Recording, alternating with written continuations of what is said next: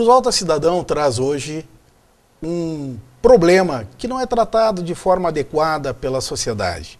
No que pese estar presente em grande parte de famílias, tanto do Rio Grande como do Brasil, o assunto ainda traz um certo desconforto às pessoas quando é tratado.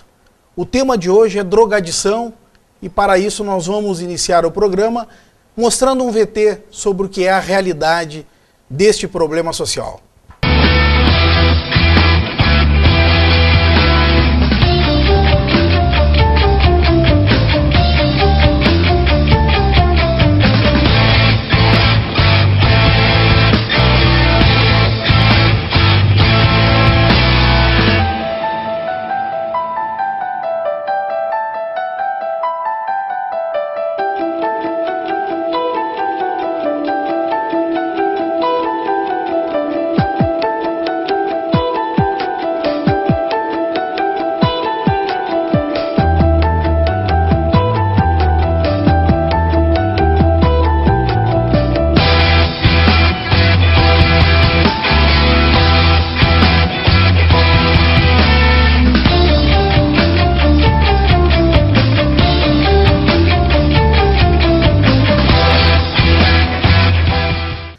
Podemos ver, o problema é muito grave e não é tratado de forma adequada na sua maioria das vezes com que é enfrentado.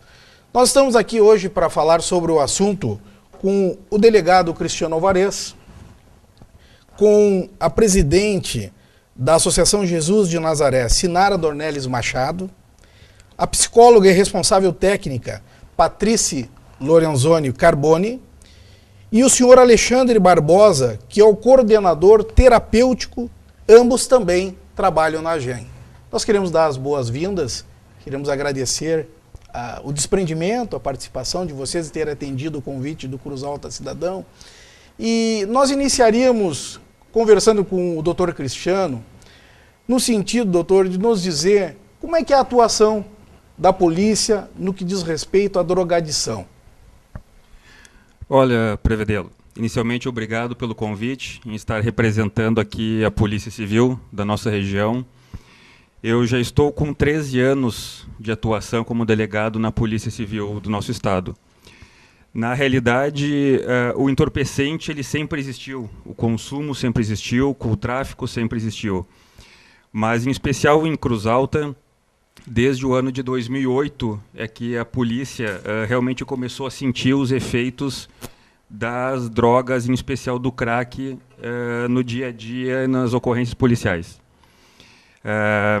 A realidade é que mudou o perfil dos crimes contra o patrimônio. Antigamente, no caso, o autor do furto ele entrava na residência, por exemplo, e levava o que tinha de mais valor, de mais caro. E, a partir daquele momento, qualquer objeto, uma cadeira quebrada, qualquer objeto servia. Começaram a acontecer também crimes que não aconteciam, como homicídios envolvendo o tráfico de drogas. Antigamente, nós tínhamos geralmente questões passionais, brigas familiares, vizinhos, inimigos, questões envolvendo esse tipo de relação.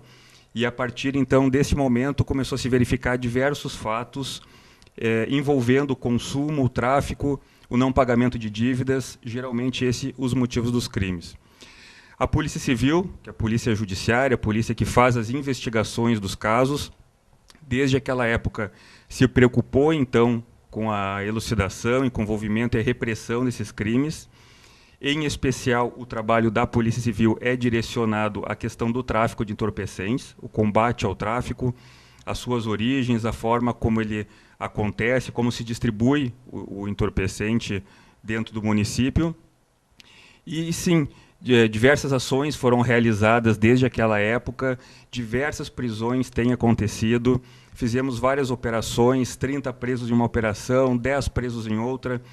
Agora, na segunda quinzena do mês de fevereiro, de 2013, já foram em 15 dias 20 presos, quase todos envolvidos com a questão do tráfico de drogas. Trabalhos feitos pela Polícia Civil. Isso é feito por um serviço de inteligência. Sim, as delegacias de polícia são dotadas de seções de investigação, de policiais que trabalham nesse combate, que já têm experiência nesse tipo de trabalho, mas a Polícia Civil tem feito mais, a Polícia Civil tem buscado formas também mais modernas de investigação. Claro que, né, não caberia divulgar esse tipo de metodologia até para não se perder o efeito, mas tem utilizado de formas modernas e realmente que busquem elementos para que depois, em uma ação judicial, realmente ocorrendo o crime, ele seja devidamente processado e que haja uma condenação. O trabalho está mais localizado na área repressiva ou se faz também bastante prevenção com relação a essa questão? O trabalho da Polícia Civil, em especial, é um trabalho mais de repressão. O nosso trabalho é na ponta, né, lá junto ao usuário, junto ao traficante, a questão da investigação, da apuração do fato e da repressão. Mas uma coisa que eu percebi ao longo desses anos, em especial com o crack, é essa mudança que eu havia comentado do perfil, também dos usuários. Então, eu acredito, e há um jargão dentro da polícia, que muitas vezes nós nos sentimos quase que secando o gelo, né? O gelo, porque, na realidade, é necessário um conjunto de ações. Só a repressão não é suficiente. É dever do Estado, é dever da polícia fazer a repressão, mas é tão fundamental quanto são questões sociais, questões desde, eu acredito, o atendimento básico de saúde para uma mãe, para uma gestante, a questão de educação, a questão também, e muito importante, agora que vamos, né, conversar sobre isso, a questão do tratamento também. De nada adianta também só a repressão. O tratamento é fundamental que nós tenhamos entidades, órgãos, estados estejam preparados para esse tratamento. Já que o senhor falou em tratamento, eu gostaria de aproveitar então e conversar com a Sinara no sentido da Sinara nos trazer um pouco do que é o trabalho de recuperação. Como é que funciona o encaminhamento? Existe uma triagem? Como é que o jovem chega até a fazenda? Bom, nós também queremos agradecer a oportunidade, né, de estar aqui. Para nós, na verdade, nos ajuda também no nosso trabalho, né, divulgação da nossa comunidade terapêutica. Até assim, sobre o que o delegado estava falando, muitas vezes nós já recebemos encaminhamentos vindo dos órgãos de repressão, né, porque muitas vezes pessoas que chegam lá são usuários de drogas, né, talvez em alguma abordagem que foi feita, e assim mesmo, né, que estão lá num órgão de repressão, mas que são usuários que precisam de ajuda, né? Então nós recebemos essas pessoas, né, e que no momento de ter essa necessidade, né, que o uso de drogas ele vem juntamente com muitas questões, não só da saúde física, né, que acaba gerando a questão da violência, né, como foi falado também. E eu vejo assim também que a partir quando começou a ser encarado, né, os usuários de drogas, né, que muitas vezes antigamente era tudo caso de polícia, né, era caso de polícia, não se fazia muito essa separação. Isso foi um avanço muito grande, né, entre o usuário e o traficante. Isso essa mesmo. Separação de estratégia de trabalho. Até por proteção ao usuário, porque ele foi encarado também o uso de drogas, né, de dependente, de substâncias psicoativas, ele é um caso de saúde E até pública. porque o usuário é vítima nessa situação toda, né? Sim, ele é vítima de vários fatores, né, sociais, né, questões de saúde, de muitas outras coisas.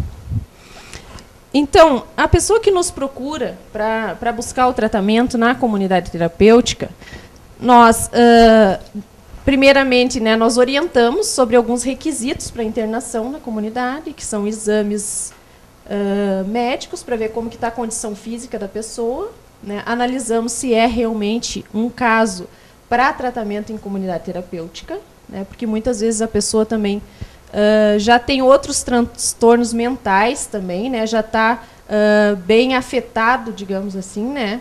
Então não seria às vezes caso para nós, né? Eu acho que a Patrícia também pode me ajudar um pouco nisso, mas a gente faz uma triagem, né, para ver se é o caso da internação.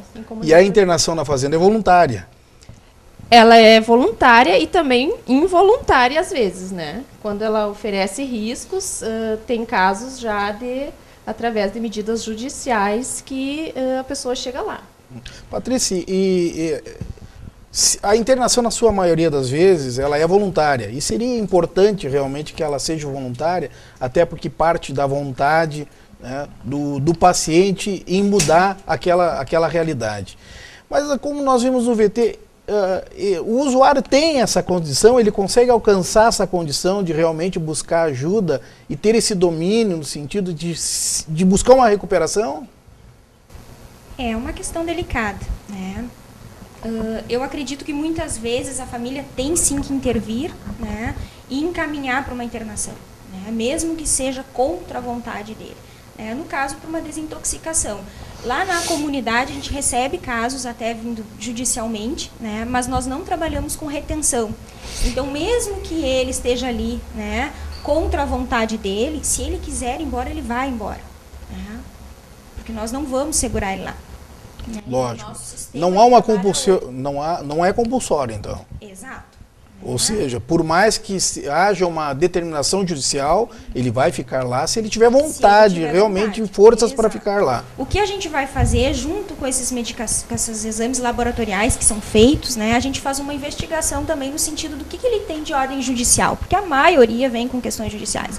Então a gente dá uma pesquisada, a gente entra em contato com a família, a gente faz toda uma busca, né? Quando eles internam, a gente faz um encaminhamento, né, de um documento atestando que aquele sujeito internou conosco, né?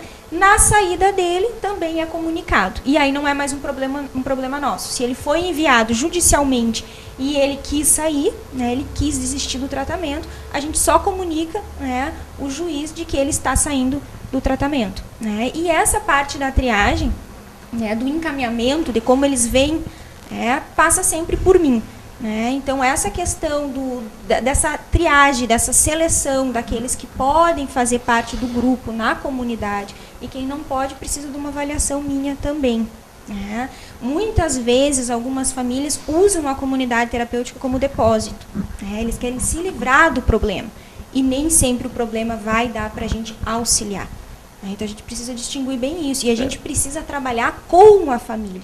Imagina-se que a família é importantíssima dentro do contexto, até porque, pelo que a gente tem ouvido de especialistas na área, a família acaba toda envolvida, ela acaba adoecendo junto com o usuário. E por isso até acredito desta importância também para que a família se trate praticamente junto com o usuário. Seria isso? Sim, com certeza. Tanto que a gente tem um cuidado bem especial com isso, né? Que eu acredito que seja até um diferencial da AGEM. Que além das famílias frequentarem o Grupo Amor Exigente, que é um grupo de referência ao apoio às famílias, a gente tem semanalmente, né, a gente discute os casos e 2 vezes por mês a gente tem outras reuniões, né, só com os familiares da AGEM. Para a gente passar como é que eles estão lá, como é que é o funcionamento, para trabalhar a codependência deles, porque eles sim são adoecidos pelo uso de droga do familiar, né?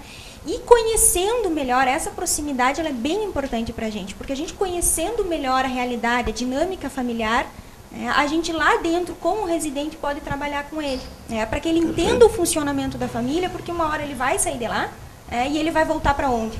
Ele vai voltar para essa família. Alexandre, tu como coordenador terapêutico da Fazenda, qual é a tua visão sobre essa realidade que a gente pôde assistir e como tu vê a recuperação em si, a dificuldade da recuperação em si, com essas drogas que cada vez aparecem com mais voracidade? Também queria agradecer, né, a oportunidade de estar participando do programa. Isso para nós é bastante importante, até pela própria visibilidade, né, não vou falar da comunidade terapêutica, né, a AGEM, que enfim é o foco agora, né, pelo convite, mas das comunidades.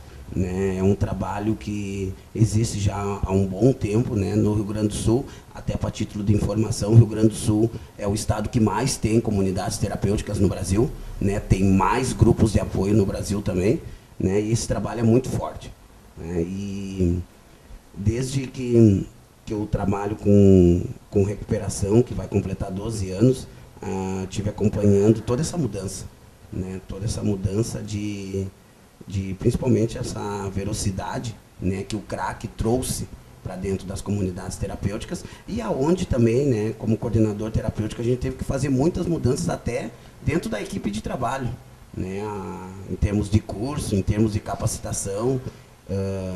Há 12 anos atrás, né, a medicação era muito pouca dentro das comunidades terapêuticas, hoje já se faz necessária, né, até pelo que a gente viu no vídeo, como você falasse, né, o próprio usuário de crack, ele vem numa velocidade muito grande e a gente recebe lá residentes com 45 quilos, 35 quilos e que já não estão mais, como diz o psiquiatra que tratou o Maradona, né? Ele já não tem mais noção nenhuma. Chega numa realidade muito complicada lá. Nós vamos fazer um pequeno intervalo e retornamos aí para nós falarmos um pouco mais sobre o tratamento terapêutico então. Você fica aí conosco.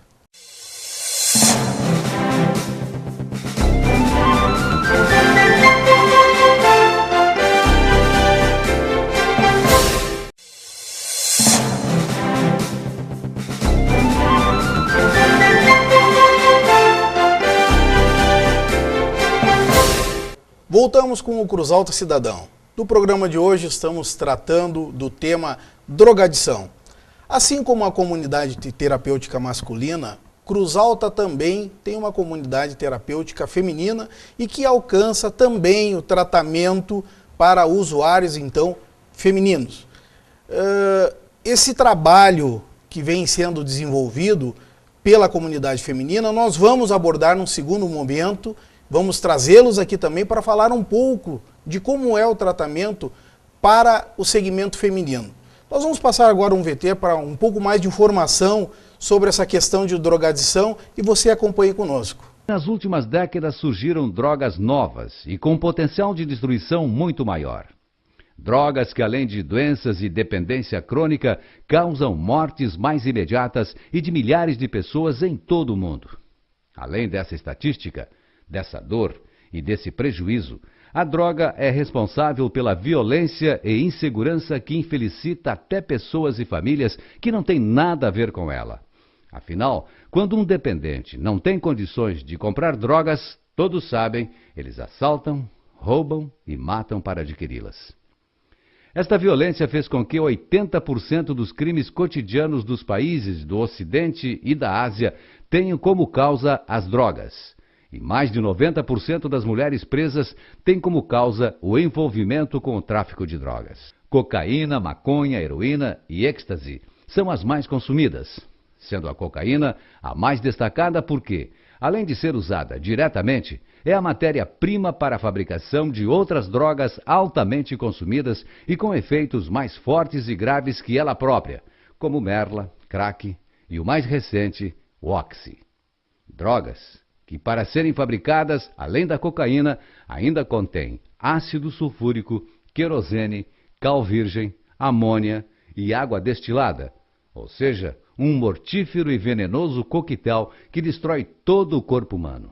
Assistimos o vídeo, é uma guerra que se tem contra a droga. É complicado toda essa situação. Eu gostaria que tu falasse um pouco para o pessoal de casa como é que é o tratamento propriamente dentro da comunidade, como é que ele é desenvolvido, como é que o usuário é recebido lá e depois quanto tempo ele fica e como é desenvolvido o tratamento propriamente dito.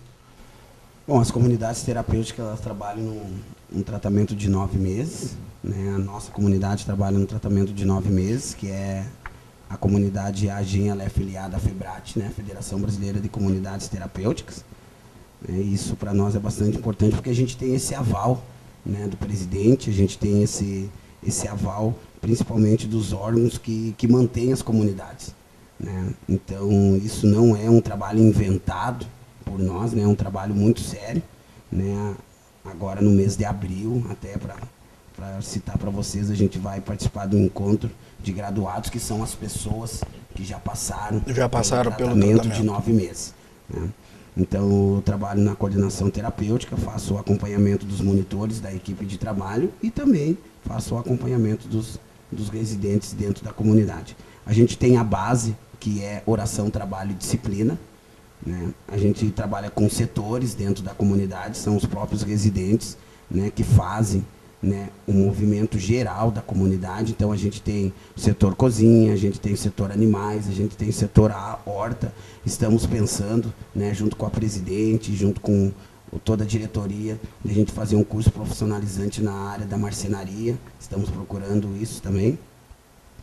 E todo o trabalho também de disciplina, né, e esse resgate, né? Eu vejo muito importante nesse tempo que eu estou dentro de comunidades terapêuticas que o resgate, né, como a gente viu no primeiro vídeo, lógico, né, eles estão na rua, né? Então quando eles chegam dentro da comunidade terapêutica, além de eles vão saber que vão fazer um tratamento, eles precisam também de um acolhimento.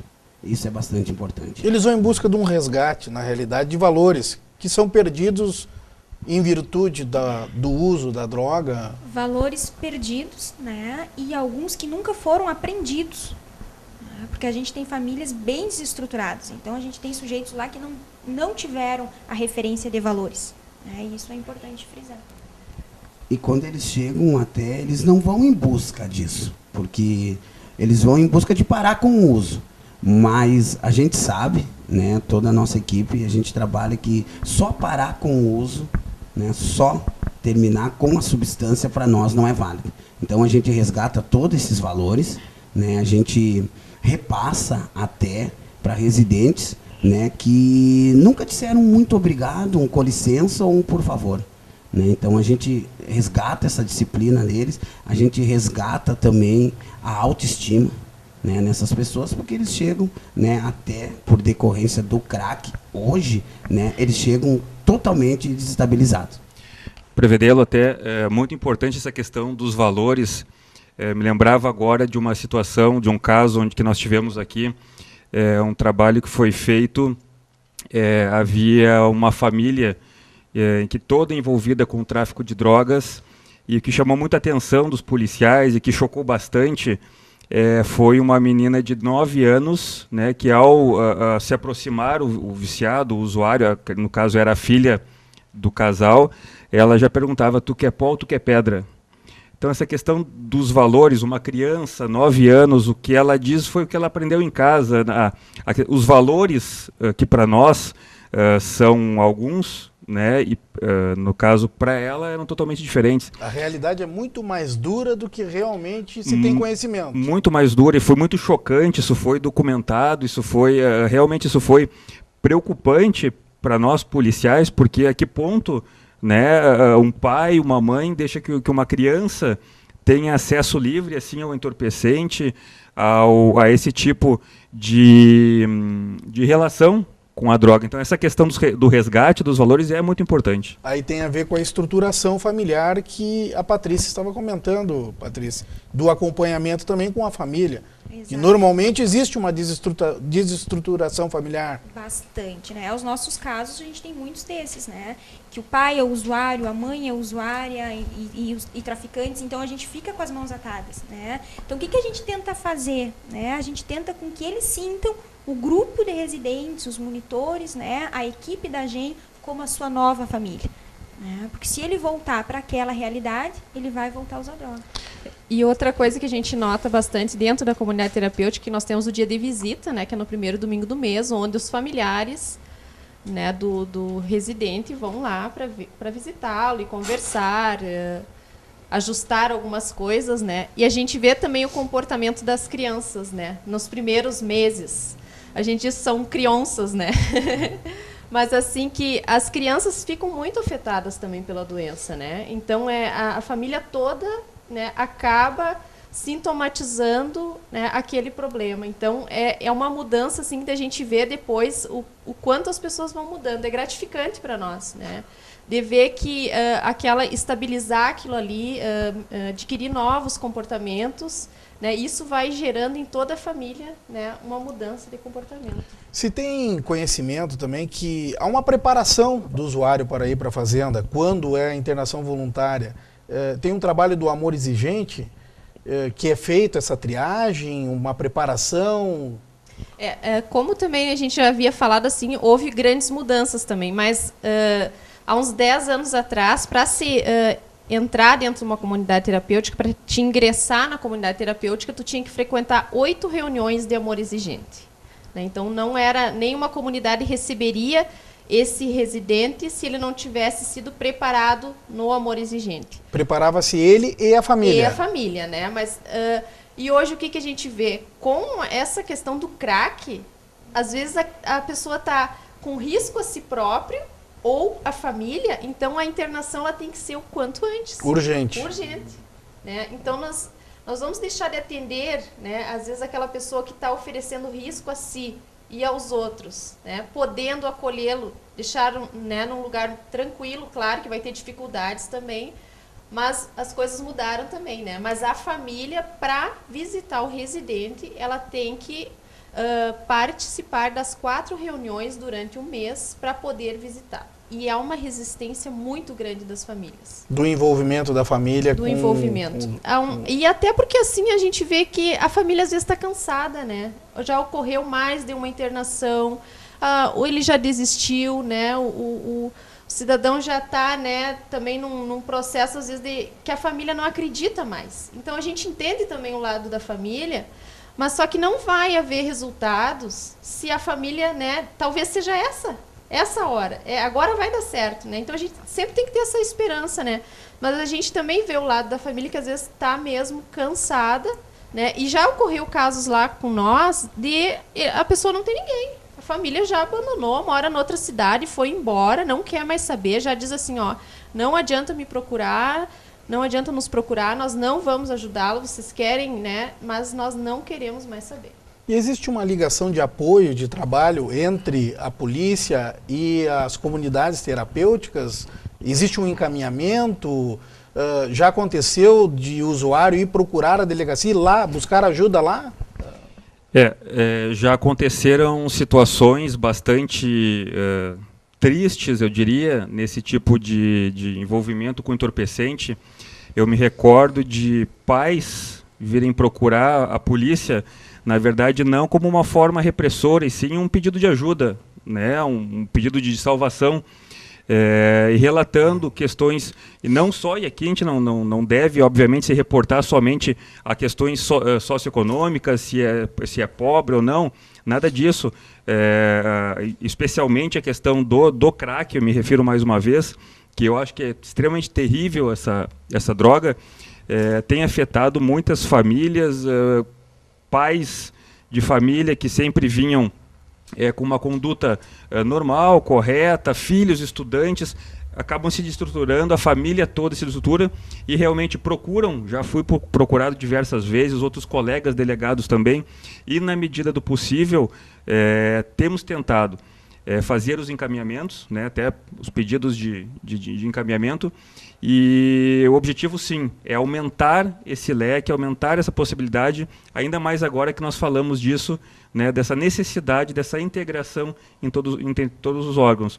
A repressão sim tem que acontecer, né, por parte da polícia contra o tráfico de entorpecentes, mas cada vez mais eu me convenço, enquanto policial, enquanto Estado, de que é fundamental essa questão do encaminhamento também para um tratamento de saúde. Nós vamos fazer mais um intervalo e voltamos então com o tema drogadição.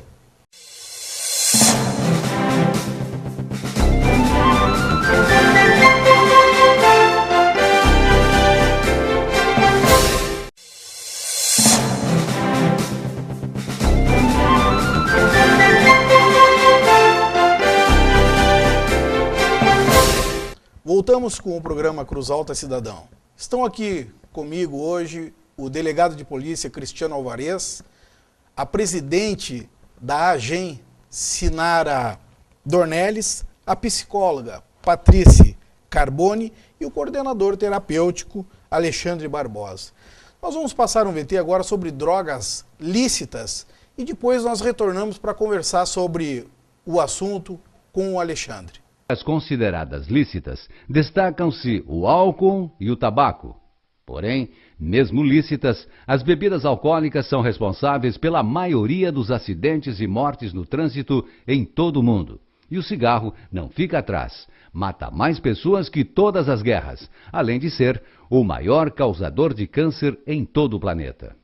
E existem outras, que são remédios curativos quando usados com recomendação médica, mas que, se usados indevidamente, viram drogas, como os moderadores de apetite e os redutores de ansiedade. E todas estas drogas, infelizmente, se tornaram comuns, viraram negócio de bilhões de dólares e dependência para milhões de dependentes em todo o mundo.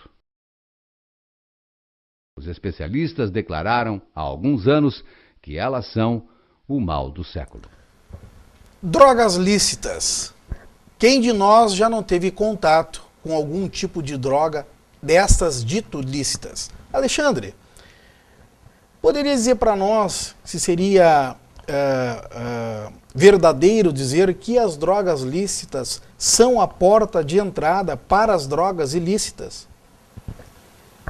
Sem sombra de dúvidas, né? Sem sombra de dúvidas, as drogas lícitas, elas são verdadeiras e é o caminho de entrada para o uso das outras substâncias, né? Temos casos, né? Eu já trabalhei com menores também, temos casos de usuários de crack com 9, 10 anos, mas no histórico deles, né, lá com 5, 6 anos, começaram dentro da sua própria casa, com aquele gole inofensivo, naquela festinha, né, onde a família experimenta, né, mitos, né, e jargões que a gente poderia falar que se você como um homem com 7, 8, 9, 10 anos, você já poderia começar a beber, porque daí você vai se tornar homem, né? Isso é totalmente um mito, né? E hoje a gente está aqui nesse plenário, nessa bancada, principalmente para alertar, né, o povo que está nos assistindo, né, no Canal 20,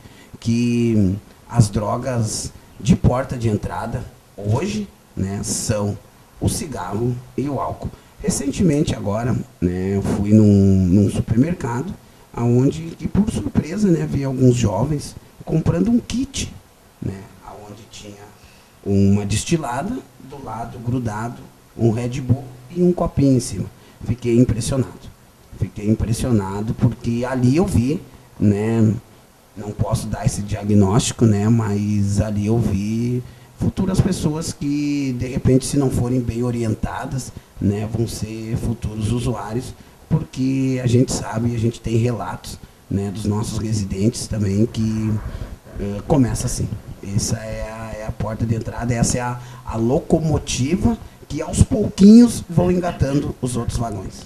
Patrícia, nos parece que não é incomum isso que o Alexandre falou com relação às crianças iniciarem um caminho rumo às drogas dentro do próprio seio familiar, provando aquilo que o pai ou a mãe esteja usando.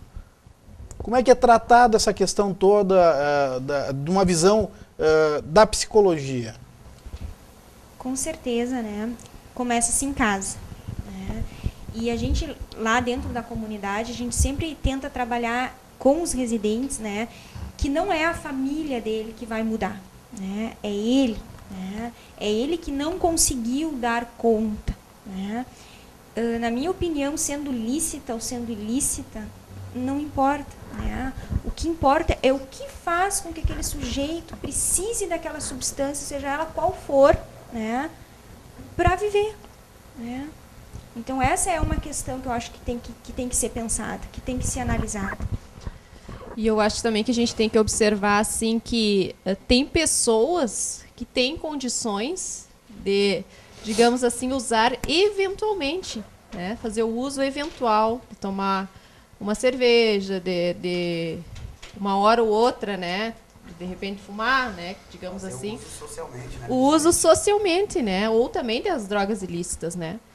Mas nem todas as pessoas têm essa capacidade, né. E claro que muitas vezes é já por uma coisa do indivíduo, né, do sujeito, que faz com que ele goste daquilo ali, né, goste, pode ser da lícita ou ilícita, né, mas que vai repetindo o uso, né, e aquilo vai se tornando uma necessidade física, psíquica, e ele não consegue mais dar conta de outras coisas da vida, porque a vida da gente é um leque, né? Então nós temos o trabalho, os relacionamentos, a família, né? Nós temos uma vida que envolve muitas coisas. E no momento em que o sujeito ele começa a só viver em função daquela substância, daí é preocupante. E às vezes a gente não se dá conta, né?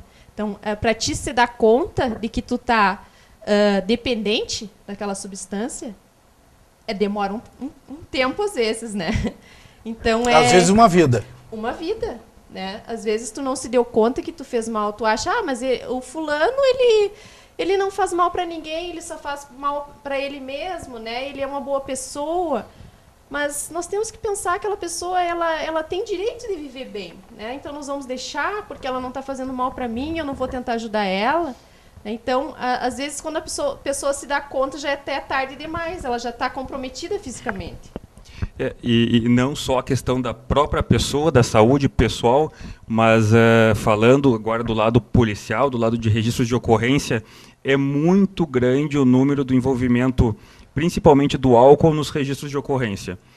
Temos exemplos aí muito presentes, que é a questão da violência doméstica, né, a questão das agressões contra assunto até que tratamos no programa passado aqui. Perfeito. Das agressões contra as mulheres, os filhos, geralmente parte do homem, mas também muitos relatos de mulheres também envolvidas com a questão do álcool.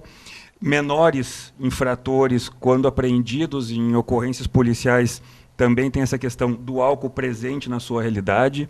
Então, é feito todo o trabalho, é feita a questão da verificação da venda da bebida para o menor, mas é uma questão também de conscientização, né? Então, os estabelecimentos que vendem deveriam ter uma venda mais rigorosa, a sociedade deveria conversar mais sobre isso, questionar mais a questão das drogas lícitas, né? O próprio fumo, o tabaco em si. Então, acho que é importante essa questão, porque ela acaba se tornando também uma questão policial. Famílias também acabam se desestruturando, como nós havíamos falado antes, das drogas ilícitas, mas a questão do álcool, em especial, é muito presente também. Eu gostaria de fazer uma provocação a vocês agora.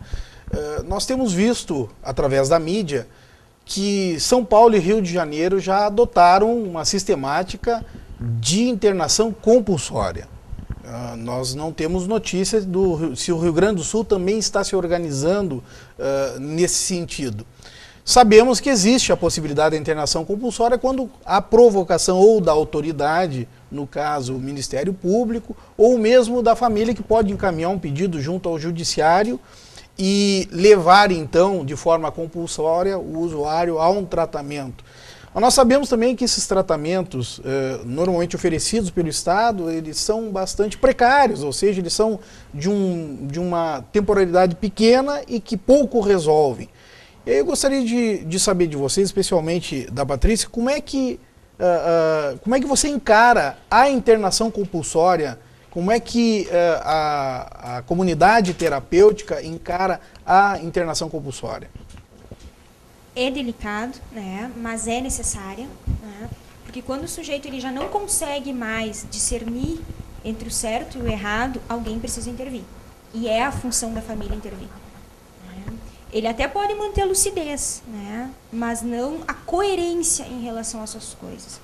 Né. Então, isso que a Sinara diz, quando se perde o limite, né, quando se passa do social e se chega, às vezes, numa situação de rua, por exemplo, a família precisa intervir.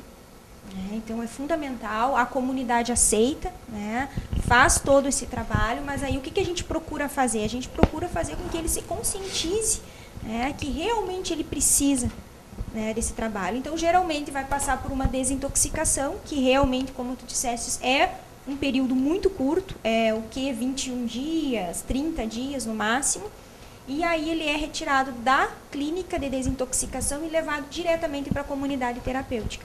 E a gente tem recebido alguns casos desse formato, né? Mas compulsoriamente, né, a gente ainda tem poucos. Né? Graças a Deus a gente tem a maior parte deles voluntário. E até porque a compulsoriedade na comunidade terapêutica ela é um tanto insuficiente também, porque vocês não têm como segurar ninguém lá. Ela é relativa, né? A gente não vai segurar ninguém. Né? A gente não trabalha com esse nível de detenção. E eu acho assim também que no caso de São Paulo, eles montaram eles fizeram um planejamento, né? Então, nós teríamos que pensar assim na nossa realidade, que o Estado estaria preparado para isso, nós teríamos alternativas para esses usuários, né?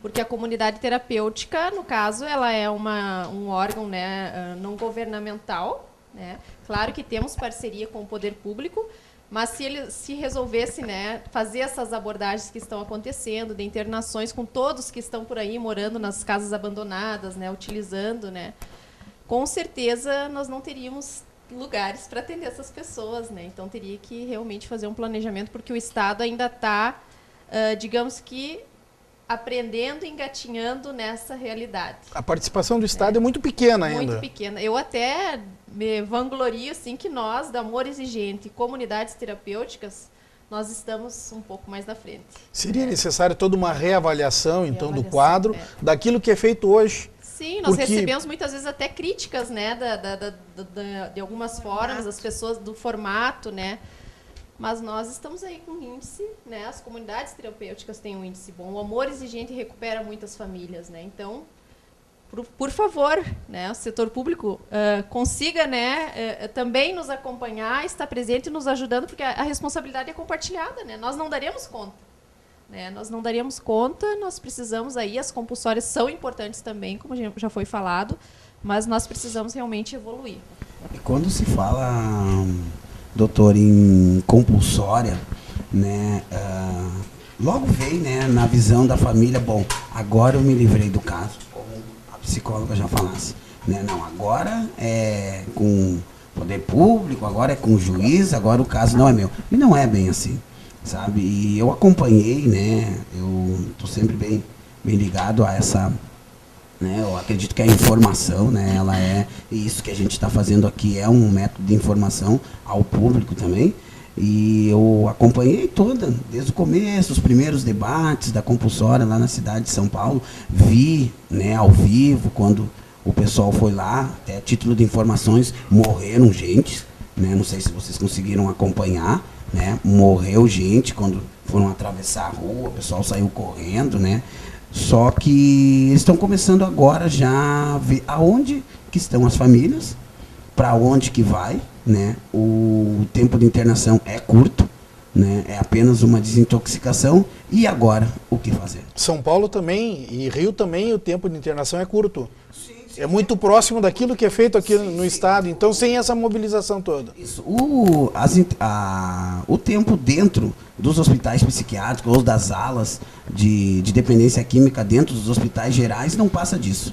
De 20 a 21 dias, eu trabalho com acompanhamento terapêutico também dentro de hospitais psiquiátricos, e aí é 21 dias e ou tu é encaminhado, se o hospital tem algum vínculo com alguma comunidade ou o município tem, ou você é encaminhado para um tratamento um pouquinho mais longo, ou você pega suas coisas e apenas sai. O tema é instigante, nós vamos fazer mais um intervalo e convidamos você para que fique conosco.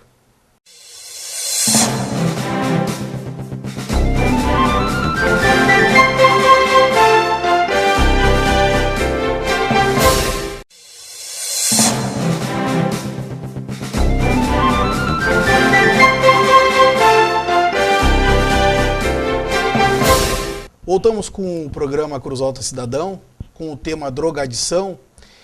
Nós vamos voltar a conversar com o delegado Cristiano, no sentido, delegado, que nos diga quais as necessidades que a delegacia tem hoje para lidar com o problema drogadição. A estrutura é suficiente? O que precisa mais do Estado dar de apoio para a polícia poder lidar melhor, fazer melhor o seu trabalho?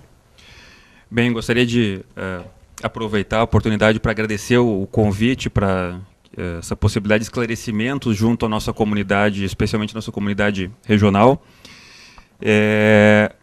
Na verdade, o Estado, na minha visão, já vem trabalhando em cima disso e precisa ampliar projetos que já existem com relação à existência de profissionais preparados e habilitados dentro dessa área junto às delegacias de polícia.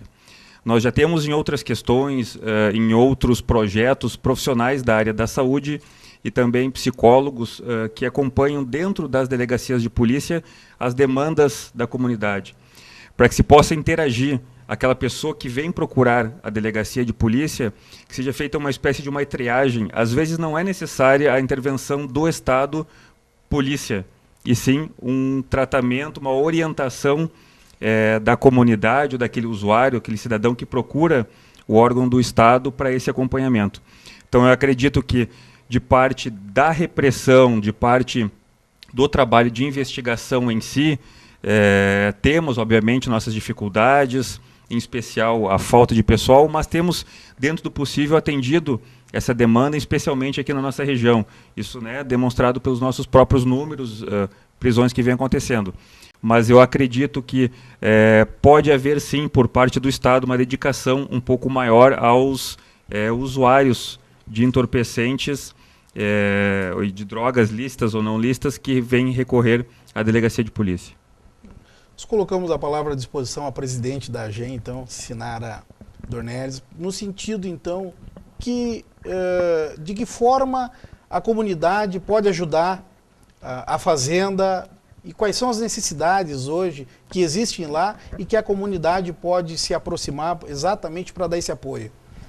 Bom, Prevedelo, eu queria até aproveitar aqui para agradecer a nossa comunidade de Cruz Alta, né? Eu tenho uma visão de que Cruz Alta é solidária, sabe? Nós recebemos, durante esse período de existência da comunidade terapêutica, ajuda de muitas pessoas, de muitas empresas, né? Nós estamos lá, embora nós tenhamos esse local, ele já havia uma área construída, mas estava em condições precárias.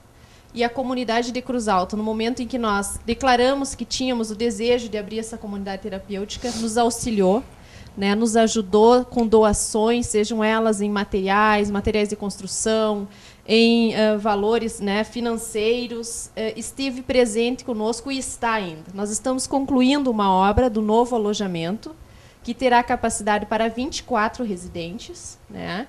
Estamos, então, ampliando a nossa comunidade terapêutica devido à demanda até mesmo, e até para estar, né, sempre dentro das normas legais, né, que é também a nossa preocupação de sempre, né? Então, nessa conclusão da obra, a gente sabe também que sempre vem aquelas despesas que a gente, né, talvez achava que o valor maior seria para erguer a obra, né? Então, quem quiser estar nos auxiliando dessa forma, com alguma coisa, pode entrar em contato com o nosso escritório, que é o telefone 3322-1402, com o nosso secretário lá, que ele vai estar recebendo essa pessoa, vai estar conversando e até dando maiores informações. E, além disso, nós temos também uma necessidade técnica lá dentro. Do que seria essa necessidade? Talvez de um agrônomo, de um técnico agrícola para nos auxiliar, né, na nossa horta, né? Alguma pessoa que pudesse dar algum curso profissionalizante para os nossos residentes, né? Então, seria nesse sentido, assim, né, que pudesse estar nos auxiliando, claro que voluntariamente, né, porque a gente também tem poucos recursos, a gente faz mágica dentro de uma comunidade terapêutica. Quem trabalha em instituição social sabe como é isso, né, e procuramos ter muita seriedade com isso também. Mas nós estamos abertos também para o diálogo, para estar auxiliando a nossa comunidade com prevenção. Né, nas escolas. Fizemos um trabalho já de estar presente também, né. Às vezes vamos até para o calçadão, né, divulgar a nossa comunidade terapêutica. Muitos conhecem já, levamos as nossas alfaces lá, os nossos hortifruti, para estar divulgando isso. Então, nós estamos abertos para o diálogo também. Então, se alguém que está, né, nos assistindo precisa de ajuda, pode nos procurar no nosso escritório. Ele está localizado na Rua Coronel Martins, 182, no bairro São Miguel. Né, nós atendemos de forma também sigilosa, damos orientações, né? Muitas vezes a pessoa nos procura, mas ela quer conhecer mais sobre a comunidade. Nós estamos lá à disposição e temos pessoas preparadas para isso, que vale a pena. A recuperação, ela é possível, né? Vale a pena mesmo uma vida sem drogas, né? Sou feliz de cara, isso é excelente. Alexandre, suas considerações finais, em especial para passar para a comunidade, se a terapia e a comunidade terapêutica tem conseguido dar vazão à demanda que lá tem chego. A equipe tem conseguido dar essa resposta? Estamos, né, devido até essa demanda ter aumentado, né, hoje a gente tem 19 residentes lá, então vamos fazer a contratação de mais 2 monitores, né? Provavelmente no mês de março também estamos com mais 2 estagiários, que são egressos, né, do final de tratamento, né? Terminaram os seus 9 meses e aí vão ficar fazendo um estágio, né? Um reforço maior, né? Para aí poder fazer essa ressocialização, né? O nosso programa terapêutico, ele é os primeiros 3 meses de desintoxicação, adaptação, os outros 3 meses de conscientização e depois os últimos 3 meses de ressocialização, aonde, né, o residente já vai para sua casa, passa um tempo e depois volta, vendo se necessário e com a disponibilidade também, com o interesse e o querer também do residente, ele passa a ser estagiário, tendo um perfil, né, às vezes é encaminhado para uma outra comunidade para pegar uma experiência como trabalhar em equipe e aí depois retorna à comunidade para fazer um trabalho junto com nós. Né? Também quero agradecer, né, toda essa oportunidade, né, o programa Cruz Alta Cidadão, né, e dizer também que eu sou um dependente químico em recuperação, né, fiz meu tratamento numa comunidade terapêutica, Fazenda do Senhor Jesus Santa Lúcia Bozano, no ano de 2001, e agora, né, no dia, tenho 2 aniversários, né, tenho um aniversário de nascimento e tenho um aniversário de renascimento, né, e uma frase que eu li num livro que diz que o nascimento não dependeu de mim, mas o renascimento dependeu de mim. Né? Então, no dia 18 de junho de 2001, né, encaminhado pelo grupo de Cruz Alta, né, eu comecei a engatinhar dentro dessa recuperação. Né? Hoje, graças a Deus também, né, ouvindo a presidente falar, né, todas essas potencialidades, né, toda essa nova vida que a gente tem, né, isso para mim é muito importante, né, e eu tenho isso como o primordial. Né? Primeiro eu, né, a minha recuperação e tudo que eu adquiri depois, né, vem em prol do que um dia eu aceitei o programa terapêutico e isso para mim é bastante importante. Então eu gostaria de agradecer e também deixar essa mensagem ao público, né, que basta querer, né, basta querer para que você tenha essa nova vida, né, basta querer que você aceite esse oração, trabalho e disciplina, né, dentro dessas vidas, que além do dependente químico é estendido também, né, a todas as famílias, né, independente do credo religioso, né, mas eu acredito que a oração, o trabalho, a disciplina vai acrescentar muito na vida dos seus familiares e principalmente, né, da vida do cidadão, como diz o próprio programa, né, Cruz Alta Cidadão. Muito obrigado pela participação. A AGEM, eu como coordenador terapêutico lá dentro estamos à inteira disposição para esclarecimentos e também, né, a gente trabalha com palestras também, né, de prevenção e se porventura a gente tiver uma oportunidade dentro dos colégios, a gente está à inteira disposição. Muito obrigado pela oportunidade. Patrícia, nós podemos ver no andar do programa que o trabalho é árduo e nós gostaríamos de saber de você se o usuário consegue a recuperação total através do tratamento. Com certeza, né, os nossos resultados são excelentes. Nós temos 24 graduados, desses 24, 2 recaíram, correto, Alexandre? Isso. 2 recaíram, um desses recaídos retornou para dentro da comunidade, né, para a mesma comunidade, para o mesmo tratamento, porque entende que ali é onde ele vai conseguir salvar a vida dele. Né, e é com base nesses resultados, né, que a gente diz para as famílias, né, mesmo elas estando cansadas, desacreditadas, sofridas, né, por tudo que o usuário acaba causando, né, os reflexos que acaba tendo o uso dele, que não desistam. Né? Não desistam porque é possível. Né? Tanto que a gente tem aí esses rapazes que estão aí, né? Alguns estão trabalhando conosco, outros estão retornando para suas famílias, para suas cidades, para suas atividades, e a gente sempre procura ter eles próximos da gente. Né? E isso faz muito bem. Então, a gente tem esse diferencial de querer manter sempre eles perto. Né? Tanto que a gente procura ter sempre, assim, marcar algumas reuniões com eles para que a gente faça um encontro. Né? Ter esse aperto de mão, ter esse abraço, esse olho no olho, ter esse diálogo, né, de quais estão sendo as dificuldades. Isso faz um efeito diferente na vida deles, né? Mas é possível. Né? É possível e o embasamento, né, da comunidade é do trabalho, do tratamento, né, psicossocial. Né? É o resgate, o reestabelecimento psicológico, físico e social. Então, ele sai de lá inteiro. Ele chega totalmente fragilizado, fragmentado, destruído, né? E ele sai de lá inteiro, uma nova pessoa, como disse o Alexandre, com uma nova vida. Eu agradeço também a oportunidade, né, para que as famílias também, né, possam estar conhecendo um pouquinho mais o nosso trabalho. Obrigada. Muito bem. E nós, do Cruz Alta Cidadão, queremos novamente agradecer a presença dos nossos convidados e agradecer também você de casa por acompanhar os nossos programas e nos oportunizar de levar essas informações e essa mensagem. A participação, sem dúvida, sua de casa é muito importante, assim como no Facebook, que muitas pessoas têm participado, inclusive sugerindo formas e assuntos para serem tratados aqui no Cruz Alta Cidadão. Nós agradecemos e ficamos aguardando até o nosso próximo encontro. Muito obrigado.